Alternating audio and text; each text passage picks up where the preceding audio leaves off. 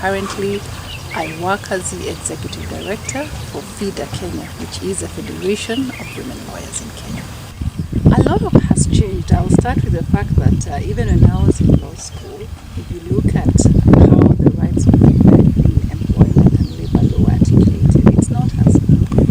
Now we have a landscape that fully appreciates that women should be able to earn equal pay for equal work, as same as men.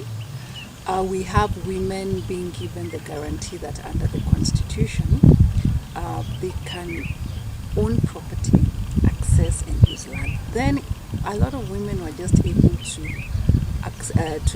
till on land, for example, but not own that land and have properties in their names. I mean, we had very outright discrimination where women would even go to banks to seek credit and they're asked, where is your husband? Or you need a written approval that you actually can qualify for a loan. So a lot has changed. By you choosing to be a housewife over your career and having your husband soar and conquer the world and build an empire does not negate from your value and your contribution to that marriage.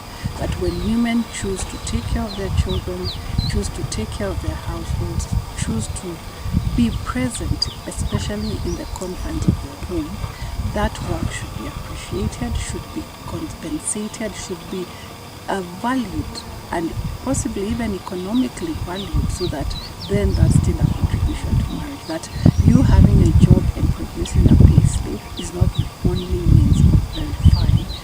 What remains outstanding, of course, is a 2/3 gender rule, which we hope and we want to take His Excellency the President's commitment that in his term, he's committed to seeing that we actually bring that provision to fruition, because it is a one outstanding thing that women were promised and guaranteed in the Constitution of 2010, and now over a decade into the Katiba, we are still struggling with it. So we hope, and that's one thing the women's movement, I know, will collectively be able to hold the presidency to account, because that was a promise they gave. And when you look at it, really, we have achieved 2/3, especially at the government levels. If you look at the county assemblies in Kenya, we have gone out of our way, and women have been able to demonstrate their value in leadership, in decision making. We had a success with the last election, having a landmark 7 women governors out of 47, which is historic. So where we are left in terms of actualizing this provision is largely at the National Assembly and at the Senate. And if we have political parties committed to ensuring that women get this provision, then women are not asking for free seats. That's one thing we really want to dispel. Women have never asked for free seats. What they have always consistently requested and asked for is a level playing field, devoid of one violence that is well politically instigated to discourage them from running for office.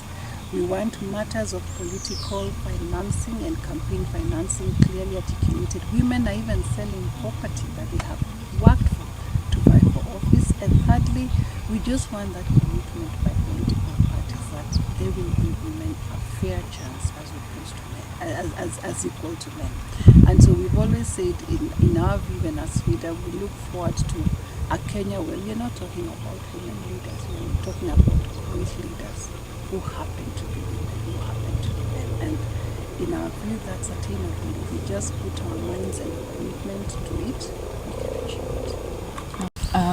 I know there's been a lot of discrimination, especially in terms of marital status. You know how marriage has been given a high esteem in society. Yes. Also, there's been a lot of issues also around women being terminated unfairly because they are pregnant. You could speak on that. Yes. So I think for us, what we have seen over the years is that first and foremost, there was that societal or socialization of being that the place of women should be in the home. You have no other business besides being in the home, nurturing children, giving birth to children, and caregiving at that point. But because of advocacy that now girls are able to go to school, appreciation of what gender mainstreaming is, that I can still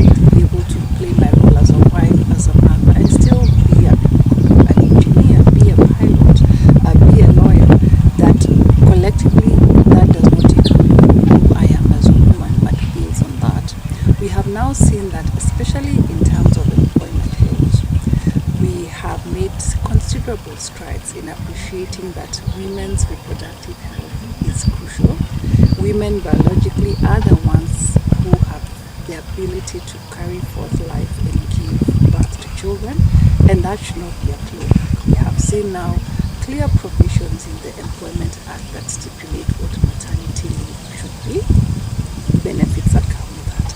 But again, there's still a challenge. A lot of the laws and what women can enjoy is in the formal employment sector, whereas majority of women are in the informal sector. Majority of them are working in the agricultural sector as casual laborers. So that's where the challenge remains, that I can still be a tea worker, I can still be a coffee farmer, I can still work in horticulture or any other informal industry, but the appreciation of my role as a woman, that I will need some time to be able to give life and to nurture life and the young children, and that does not take away from my economic value, that I should be able to enjoy my right.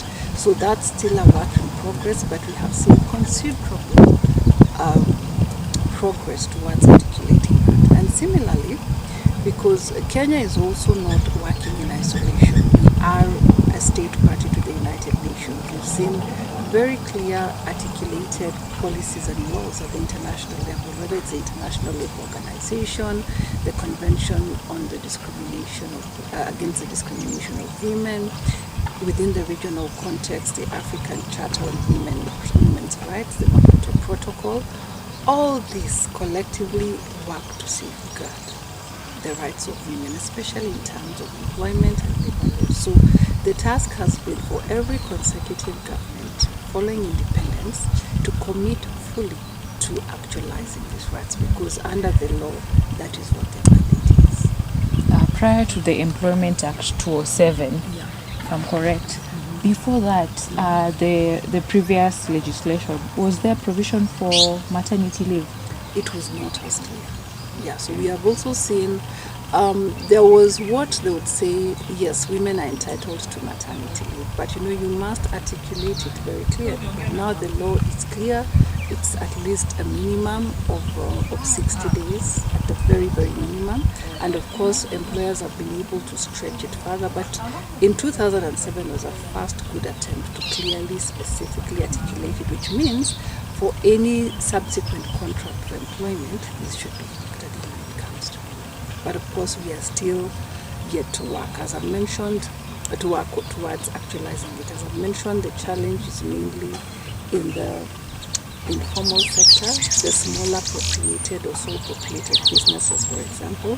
But in bigger companies, we have seen not just that provision for maternity leave, they've gone further, where we are having a lot of provision for women to be able to still nurse their children. We have the nurseries for women workers. They can come with their babies to work. They can still be able to feed them within the stipulated period under the health organizations' policies. So this is collectively working towards that, and it is a work in progress. As executive director of FIDA, Yes. I know that you've FIDA's organization has been part of strategic litigation, especially in women's rights issues. Yes. What are some of the key cases that you think really define women's rights? Well, there are very many cases. I mean, you could start with cases such as the late Professor Wangari Maathai's divorce case in Maathai versus. We did follow up and we confirmed that these were elective positions, which means these men were elected, got into office by virtue of elections. However, I would go back to the drawing board and question, in this instance, in this institution, who's the membership? Have they attempted and deliberately gone out to ensure that women, first of all, are part of their constituent? Because you'll only get leaders from their constituency. So if it's a saving circle, how many women do you have? Then once you have women who are members, and I'm sure they're there, because women have, in fact, a better culture of saving than men. Research has proven that. In terms of decision making, have we made attempts to encourage women to vie for office? So there has got to be that deliberate effort at each and every level of leadership. in the private sector before, we had boards that were fully dominated by men. But there was a very deliberate, aggressive campaign to engender boards. By one, we ensured we prepared women with the skill set. So women went for aggressive training on corporate governance. They were positioned in various sectors. So when the time came to appoint board members, you could never say that there's no ready pool of women to be appointed. So it has to work in tandem, that because we know women are there, are we deliberately putting in place measures to prepare them to vie for office or to be appointed? Are we placing them in strategic places so that when that vacancy arises, one, they're able to run for office free from intimidation, free from discrimination, and also really just debunking the entire leadership agenda that it's just a male issue. So we have to work at that, including also awareness amongst the same women and men that a leader doesn't matter in terms of gender. The skill set is the same, whether it's a man or a woman. Ideally, what should concern you is the outcome that you want.